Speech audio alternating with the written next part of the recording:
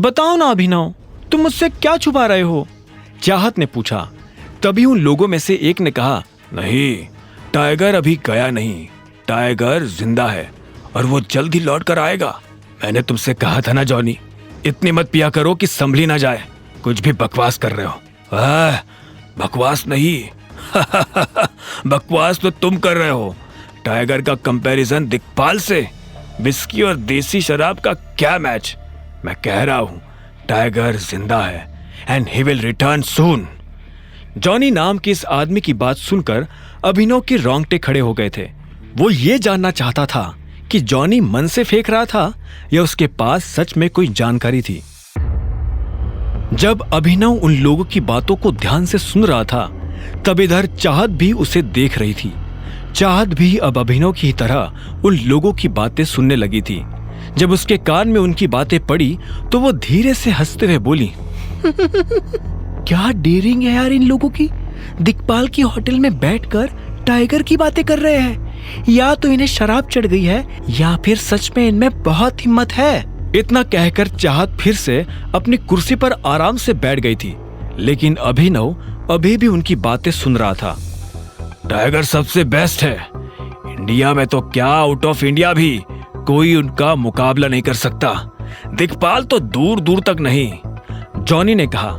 उसके मुंह से ये सुनते ही एक आदमी ने जॉनी के मुंह पर अपना हाथ रखा और बोला, तुम्हारा टाइगर को लेकर जो ये प्यार है ना, ये तुम्हारी जान ले लेगा प्यारे। जैसे ही दूर बैठे अभिनव ने यह सुना तो उसके चेहरे पर मुस्कान आ गई।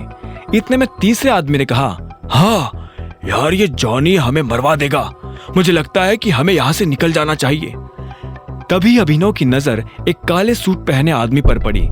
उसने आंखों पर चश्मा लगा रखा था और काफी देर से उन तीनों को देख रहा था।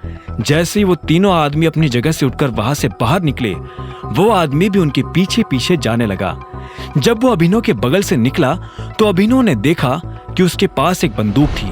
अभिनव को यह समझने में देर नहीं लगी थी कि वो दिक्पाल का आदमी था। अभिनव को यह भी समझ में आ गया था कि कुछ ही देर में उन तीनों लड़कों के साथ यह आदमी क्या करने वाला था। अभिनव! जब अभिनव अपने ही ख्यालों में खोया हुआ था, तभी चाहत ने चिल्लाते हुए कहा और उसे उसके ख्यालों से बाहर निकाल दिया।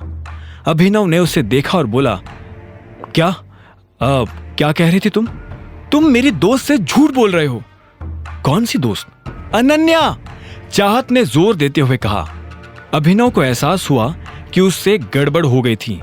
फिर भी उसने बात संभालने की कोशिश करते हुए कहा, नहीं, ऐसा कुछ नहीं है। मैं क्यों उससे झूठ बोलने लगा। और हाँ चाहत, मुझे अभी निकलना होगा, एक जरूरी मीटिंग है, मुझे उसके लिए जाना है। और फिर तुम्हें तो पता ही है, मैं अनन्या का पति हूँ। अगर घर पहुंचने में जरा भी देर हो गई तो वो मेरी जान ले लेगी। वैसे भी वो मेरे ऊपर बहुत शक करती है। शक तुम्हारे ऊपर? वो तुम्हें पसंद तक नहीं करती, उसके दिमाग में तुम्हारा ख्याल भी नहीं आता, तो फिर वो तुम्हारे ऊपर शक क्यों करने लगी? हाँ जानता हूं, फिर भी अभी मुझे जाना होगा। क्या मैं तुम्हें घर छोड़ दूं?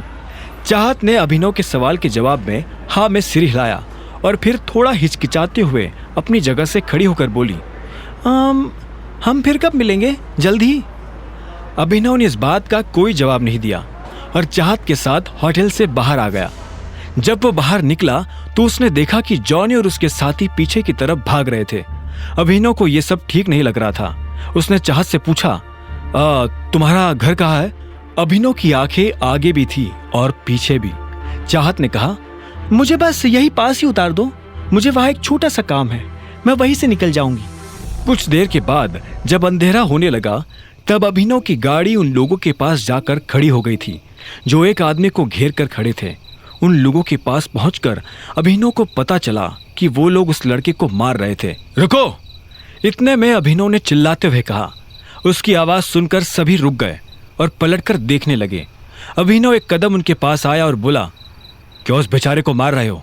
तुझसे मतलब है तभी तो यहाँ खड़ा हूं। अगर जिंदगी में आगे भी खड़ा ही रहना चाहते हो तो चुपचाप यहां से चले जा, वरना इसकी तरह लंबा कर दूंगा। एक हट्टे कट्टे से आदमी ने अभिनव को घूरते हुए देखा और कहा। यह सुन अभिनव को हंसी आ गई। उसने कहा, अरे ये लाइन तो मैं तुझे बोलने वाला था, तूने मेरी लाइन छुड़ाई। अब तो तू और ज्यादा मार खाएगा। अभिनव के मुंह से ये बात सुनकर उन लोगों को और ज्यादा गुस्सा आ गया। उन लोगों का लीडर आगे आया और बोला, यारे हीरो बन रहा है क्या है?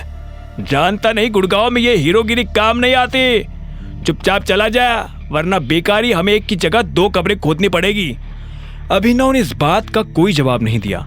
वो बस उन लोगों की तरफ देख रहा था और उनकी गिनती कर रहा था। इतने में उसने एक लड़के से कहा, भाई जरा पीछे हो ना। हाँ, वो लड़का पीछे हटा तो आखिर में अभिनव ने अपनी गिनती पूरी कर कहा, हाँ, अब कब्रिस्तान वालों को फोन करके बोल दो कि वो 2 नहीं 20 कब्रें खोद कर रखे। 2 लोग 20 मुर्दों को गाड़ने आ रहे हैं। आगे की कहानी जानने के लिए देखें अगला एपिसोड सिर्फ पॉकेट एफएम के यूट्यूब चैनल पर, और द रिटर्न ऑफ टाइगर के सारे एपिसोड्स को सुनने के लिए डिस्क्रिप्शन में दी लिंक से डाउनलोड करें पॉकेट एफएम ऐप।